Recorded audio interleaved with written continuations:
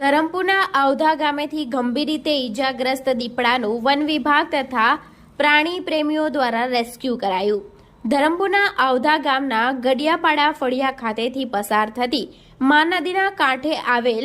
વાસ સહિતના ઝાડી ઝાંખરામાંથી નદી તરફ લટાર મારવા નીકળેલ રહીશે અચાનક દીપડાને નિહાળી લીધો હતો. જોકે રહીશે એકાએક દીપડાને નજર સમક્ષ નિહાળી લેતા રહીશના મોતિયા મરી ગયા હતા અને ભયભીત રહીશે જીવ બચાવવા ઘર તરફ દોડ મૂકી ગામના રહીશોને દીપડાની જાણ કરી હતી, જેથી રહીશોએ વન વિભાગના આવધા રાઉન્ડના ફોરેસ્ટ કૌલવ પટેલનો સંપર્ક સાધ્યો હતો. જોકે ઘટનાની જાણ થતાં આરએફઓ હિરેન પટેલના માર્ગદર્શન હેઠળ પહોંચેલા આવધા રાઉન્ડ ફોરેસ્ટર કૌલવ પટેલ, શક્તિસિંહ ચાવડા, વસંત પાડવી તથા જીવદયા પ્રેમી Neeraj Patel, wild life rescue trust Navsari, Dharampur Kaprada વિભાગ